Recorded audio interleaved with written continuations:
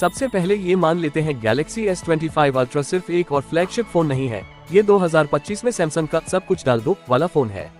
इस वीडियो में ऐसे समझेंगे हर फीचर को रियल लाइफ से जोड़कर।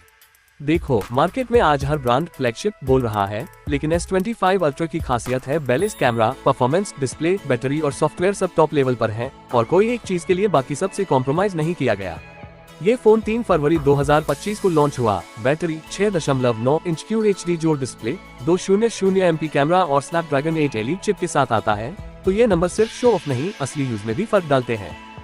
सबसे पहले बात करते हैं ये फोन हाथ में कैसा महसूस होगा, क्योंकि दिन भर जेब में भी यही रहने वाला है।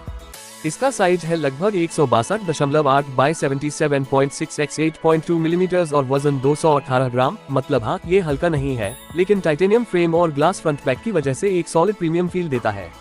फ्रंट पर कॉर्निंग गोरिल्ला आर्मर 2 और पीछे गोरिल्ला ग्लास विक्टस 2 लगा है, तो नॉर्मल गिरने धक्के में स्क्रीन तुरंत नहीं टूटेगी। एक IP68 रेटिंग है, यानी 1.5 मीटर पानी में 30 मिनट तक सर्वाइव कर सकता है। बारिश, गलती से पानी गिर जाना, इन सब से डर कम हो जाता है। तुम जब भी रोल लेते हो, टेबल पर स्लो स्लाइड, हाथ में पकड़कर लाइट में घुमाना, वहाँ ये टाइटेनियम फ्रेम और मैट फिनिश कलर्स बहुत क्लीन और प्रीमियम दिखेंगे। अब आते हैं उस चीज पर जो तुम सबसे ज्यादा देखोगे, स्क्रीन। यहाँ 6.9 inch dynamic LTPO AMOLED 2X panel है, QHD जोड़ रेजोल्यूशन और लगभग 92.5% स्क्रीन टू बॉडी रेशियो के साथ, मतलब सामने से लगभग पूरा फोन स्क्रीन ही स्क्रीन है।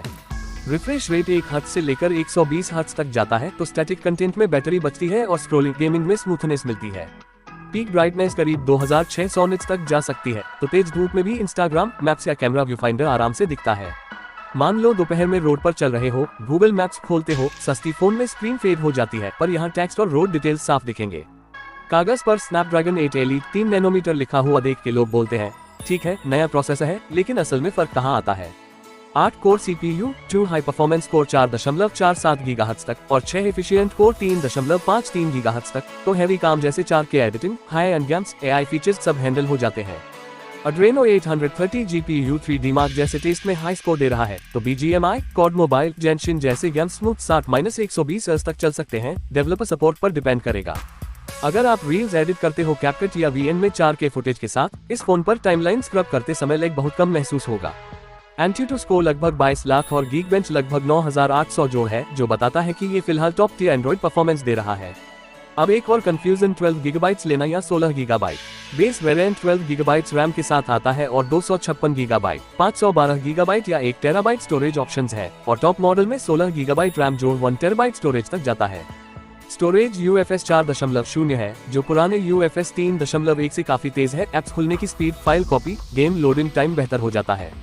क्योंकि कार्ड स्लॉट नहीं है, तुम साफ बोल सकते हो अगर आप वीडियो शूट करते हो, खासकर 4K 8K में, तो कम से कम 512 GB या डायरेक्ट 1 TB लेना ज्यादा सेफ है, क्योंकि बाद में माइक्रोस डालने का ऑप्शन नहीं है। अब आता है सबसे हॉट टॉपिक, कैमरा।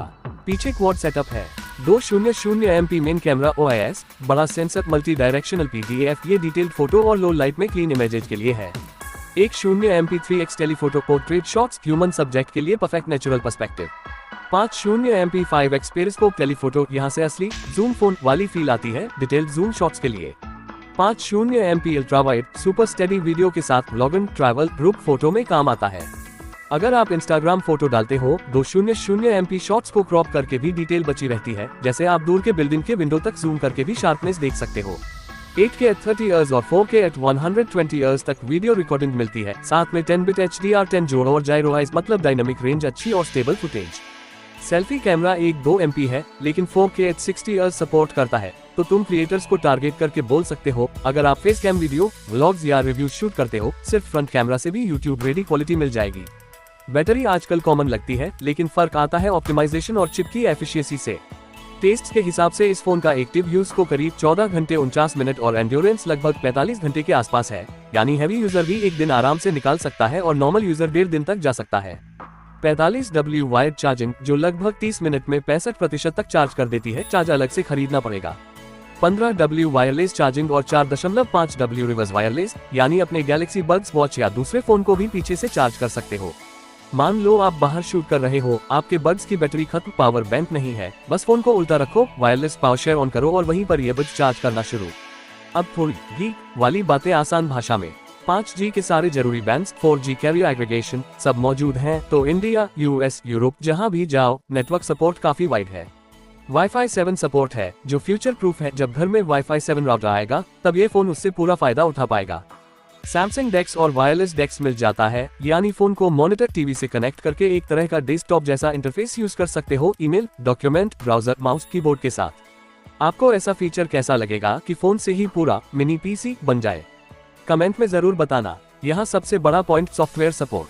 एंड्रॉइड 15 के साथ आता है और सैमसंग ने 7 मेजर एंड्रॉइड अपग्रेड्स का वादा किया है, यानी लगभग 2032 तक ये फोन लेटेस्ट वर्जन पर रहेगा। One UI 8 पर बेस्ड है जो पहले से ज्यादा क्लीन, कस्टमाइजेबल और AI फीचर्स से भरा हुआ है, जैसे smart photo edit, AI transcribe, auto summary वगैरह। एक बार इतना महंगा फोन ले रहे हो तो कम से कम आपको 2-3 साल बाद पुरानी एंड्रॉइड वर्जन की शर्मिंदगी नहीं होगी। अब सबसे जरूरी सवाल, क्या ये फोन हर किसी के लिए है? नहीं, ये किन लोगों के लिए लॉजिकल चॉइस है? कंटेंट क्रिएटर्स जो 4K 8K शूट करते हैं, सोशल मीडिया के लिए हाई क्वालिटी फोटो वीडियो बनाते हैं, power users, multitasking, text heavy gaming, सब वो यूजर जो 5-6 साल के लिए एक ही फ्लैगशिप रखना चाहते हैं, बार बार फोन बदलने में इंटरेस्ट नहीं रखते। अगर कोई सिर्फ व्हाट्सएप, यूट्यूब और हल्का गेमिंग करता है तो तुम ईमानदारी से कह सकते हो आपके लिए ये ओवरकिल है। सस्ती गैलेक्सी A सीरीज ज्यादा वैल्यू देगी, इससे तुम्हारी ट्रस्ट भी बनेगी। ग्लोबल प्राइस लगभग $850 के आसपास से शुरू होता है और इंडिया में इसकी कीमत लगभग 1.05-1.10 लाख के बीच रखी गई है। ये सस्ता फोन नहीं है और होना भी नहीं चाहिए, क्योंकि इसमें जो हार्डवेयर, बिल्ड और सॉफ्टवेयर सपोर्ट दिया गया है वो प्रीमियम लेवल का है।